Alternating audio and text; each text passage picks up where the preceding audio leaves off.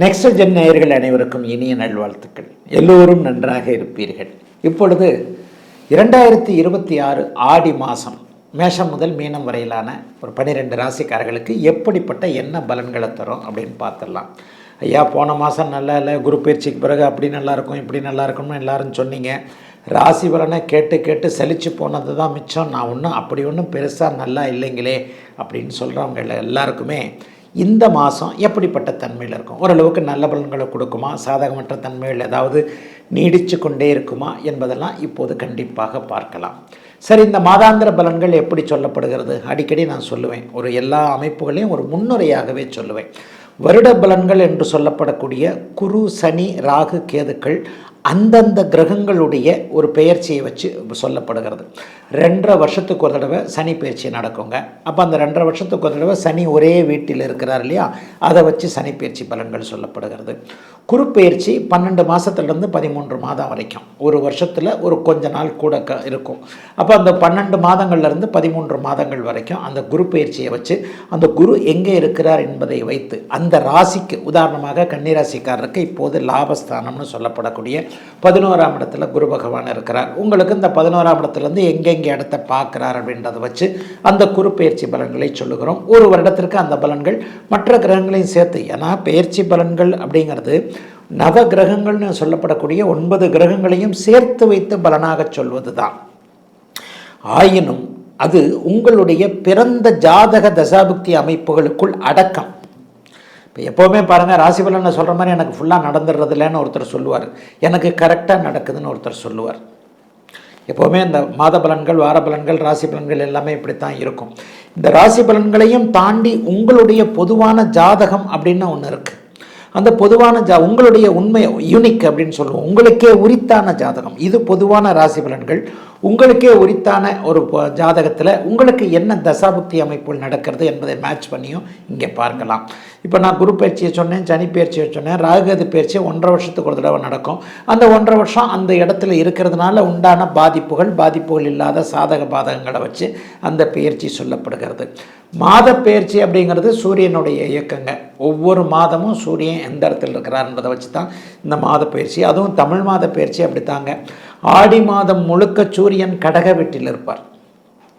ஆடி மாதம் முழுக்க சூரியன் கடக வீட்டில் இருப்பார். அந்த 30 நாளும் இப்போ நான் பேச போகிற ஆடி மாத பலன்கள் கடகத்தோடு சூரியன் சுபத்துவமாக இருக்கக்கூடிய தன்மை மிகப்பெரிய யோகம்.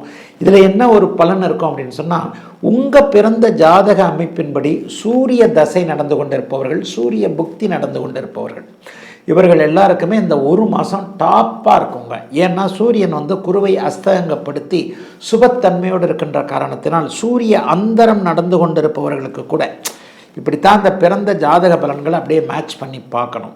கடகத்தில் இருக்கிறார் சூரியன், ஏற்கனவே இருக்கக்கூடிய உச்சகுருவோடு இணைய போகிறார். உச்சகுருவை அஸ்தங்கப்படுத்தி தான் சுபத்துவம் ஆக போகின்ற இந்த அமைப்பு யார் யாருக்கெல்லாம் சூரிய தசை நடக்கிறதோ, சூரிய புக்தி நடக்கிறதோ, அவர்கள் சூரிய அந்தரம் நடக்கிறதோ, அவர்கள் எல்லாருக்குமே இந்த ஆடி மாதம் பெரிய அளவில் நன்மைகளை கொடுக்குங்க. சரி, இந்த மாதத்தில் ஏதாவது பெரிய அளவில் பெயர்ச்சிகள் இருக்கா அப்படின்னு பார்த்தீங்கன்னா, ஆமாங்க.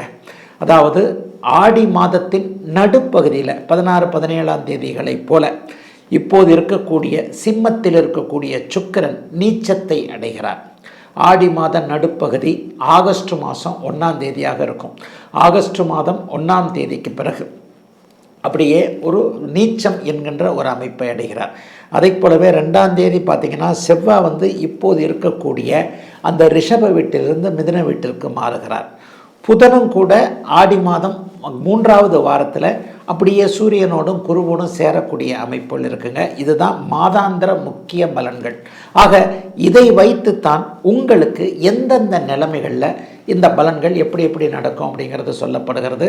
இந்த பலன்களுடைய அமைப்பு உங்களுடைய பிறந்த ஜாதக தசாபுக்தி அமைப்புகளுக்கு உட்பட்டது என்பதால் பெரும்பாலும் இப்போ நான் சொன்ன மாதிரி சூரியனை யோகராக கொண்டவர்கள், சூரியனை யோகராக கொண்ட லக்னத்தில் பிறந்திருப்பவர்கள், சூரியன் சார்ந்த ஒரு துறை அமைப்புகளில் இருக்கக்கூடியவர்கள், சூரியனுடைய அமைப்புகளில் இருக்கக்கூடிய, இப்போ நான் அந்த அந்தர வாரையா சொல்ல இல்லையா, இது எல்லாத்துலேயும் பிறந்தவங்களுக்கு இந்த ஆடி மாதம் நல்லா இருக்குங்க.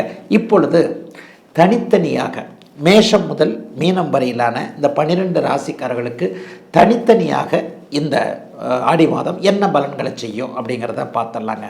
மகரம், மகர ராசிக்காரர்களுக்கு ஓகோன்னு இருக்கும். கஷ்டகாலம்லாம் முடிஞ்சு போச்சு. மகர ராசிக்காரர்களுக்கு அப்படியே பெரிய அளவில் நல்லதாக சொல்லிக்கிட்டு இருக்கேன். ஒவ்வொரு மாதமும் டெவலப் ஆகும். ஒவ்வொரு மாதமும் போன மாதத்தை விட இந்த மாதம் நல்லா இருப்பீங்க, இந்த மாதத்தை விட அடுத்த மாதம் நல்லா இருப்பீங்க. கொஞ்சம் கொஞ்சமாக தான் டெவலப் வரும். ஐயா நீங்கள் சொன்ன மாதிரி உடனே எதுவும் லாட்ரியில் 10 கோடி அடிக்கலையே இப்படிலாம் கேட்கக்கூடாது.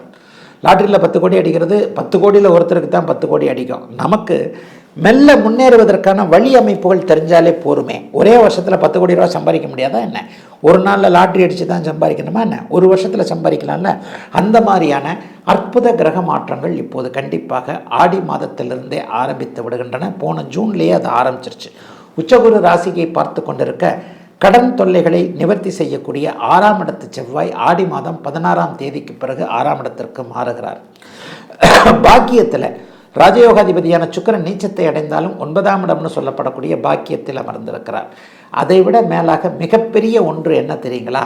உங்களுடைய ராசிநாதனான சனியை குருவும் சுக்கிரனும் இந்த மாதம் ஆடி மாதத்துலேருந்து ஒன்றா பார்க்க போகிறாங்க. எப்போது 2 சுவர்களும் ஒரு ராசியை, ஒரு ராசிநாதனை, ஒரு கிரகத்தை தொடர்பு கொள்ளுகிறார்களோ அப்போது அந்த ராசிக்கு மிகப்பெரிய நன்மைகள் நடக்குங்க. ஆடி மாதம் 15ஆம் தேதிக்கு பிறகு 16ஆம் தேதிக்கு பிறகு சுக்கிரன் நீச்சமாகி சனியை பார்க்க, உச்சகுருவும் சனியை பார்க்கறதுன்றது மிகப்பெரிய யோக பலனை குறிக்கக்கூடிய அற்புதமான ஒன்று. அட்டகாசமாக இருக்குங்க. தொட்டது துளங்குங்க. அவங்கவுங்க பிறந்த ஜாதகம். இதில் என்னென்னா எல்லாரும் கோடீஸ்வரன் ஆகிட மாட்டீங்க. பிறந்த ஜாதகத்தில் ஒரு உயரம் இருக்கிறது. அந்த உயரத்திற்கேற்ப உங்களுடைய லட்சியம் என்னவோ, உங்களுடைய தகுதி தராதரம் அடிப்படை அமைப்புகள் எப்படியோ அந்த அடிப்படை அமைப்புகளுக்கான அந்த ஹையஸ்ட் பொசிஷனுக்கு வரக்கூடிய அமைப்புகள் கண்டிப்பாக உண்டு. அலுவலகத்தில் வேலை செய்கிறவங்களுக்கு ஏதாவது ஒரு வகையில் ஒரு உயர்வு, சம்பள உயர்வு, பதவி உயர்வு போன்றவைகள் கிடைக்கும். தொழில் முன்னேற்றம் இருக்கும். வியாபார பெருமக்களுக்கு எதிரிகள் கண்டிப்பாக ஒழிவார்கள். பெண்கள் எல்லாருக்குமே பெரிய அளவில் புருஷன் பிள்ளைங்களை பற்றி இருந்து வந்த மனக்கவலைகள் தீரும். உங்களுக்கே ஹெல்த் இஷ்யூஸ் இருந்ததெல்லாம் அப்படியே விலகப் போகிறது. மகர ராசிக்காரர்கள் கடந்த 5 அல்லது 6 வருடங்களாக, குறிப்பாக 7-8 வருஷமாகவே நீங்கள் நல்லா இல்லை, இந்த 5 அல்லது 6 வருடங்களாக நடந்து கொண்டிருந்த நெகட்டிவான அமைப்புகள் எல்லாமே அப்படியே விலகக்கூடிய அமைப்புகள் வந்துடுதுங்க. பெரிய அளவில் மாற்றத்தை கொடுக்கக்கூடிய தன்மைகள் இப்போது மகர ராசிக்காரர்களுக்கு வருகிறது. உத்வேகம் தானாகவே வரும்.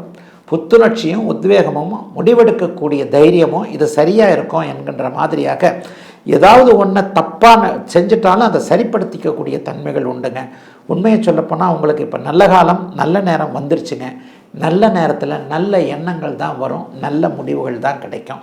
மகர ராசிக்கு ஆடி மாதம் சிறப்பான மாதம்.